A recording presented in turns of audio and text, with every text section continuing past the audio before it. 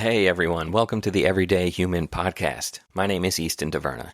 Each day I'll share a reflection written by me and inspired by literature, poetry, music, movies, video games, and more.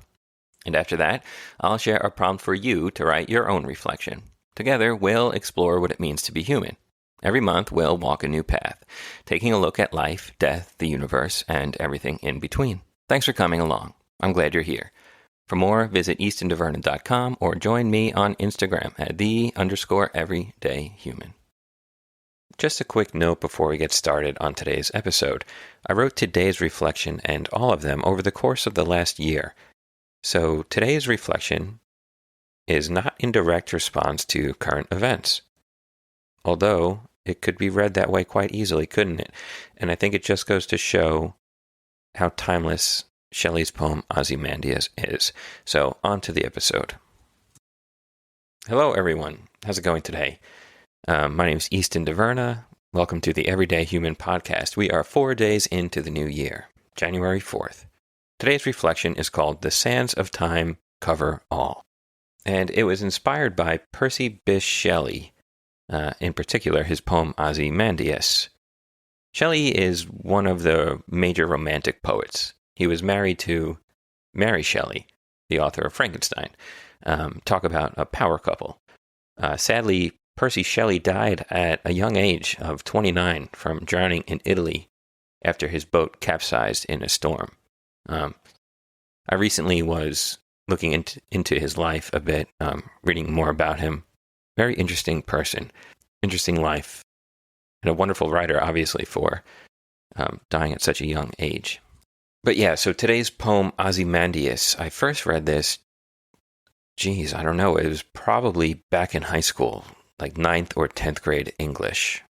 And it just stayed with me ever since. I found it haunting and so revealing about the fleeting nature of life and power that humans will sometimes seek.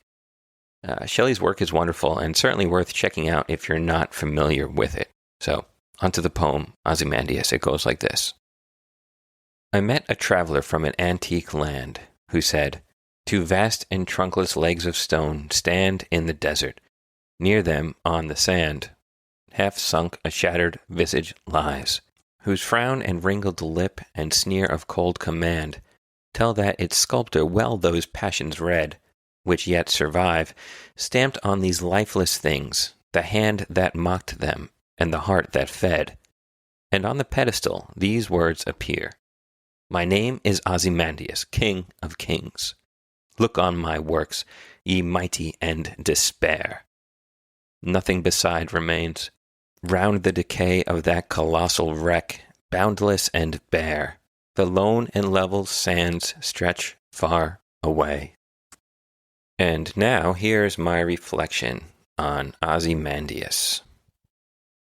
Some of the most powerful people in the world, from the dawn of civilization till now, have long since died and returned to the earth to be eaten by worms and maggots and microbes.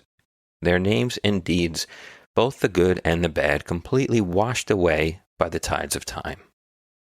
If they're lucky, they've become a paragraph in a middle school textbook, a line in a poem, or maybe their fleeting nature and lust for power has become the focus of an entry in a book of daily reflections. Our existence is temporary, and so is everything in it, even the rich and the powerful, the emperors, kings, presidents, the monuments they build to themselves, as well as the good or the evil they do. They may seem important in their time or in their minds, but in the grand scheme of existence and the world, it's all just a single second ticking away on the clock of the universe. So the next time you're upset about world events or something or someone more personal to you, you must remember that it is temporary. And like the head of the statue of Ozymandias, it will soon be half sunk, and the lone and level sands of time will forever stretch farther and farther away, burying you and your worries. And that's it for that reflection. So now, before the sands of time cover you and me, you can ask yourself this reflection question. What person or event is bothering me despite its temporary nature? Will I make the conscious choice to just let it go? And that's all for today, January 4th. Thanks for joining me once again. I'll be back tomorrow, January 5th, with another reflection. Have a good one and take care.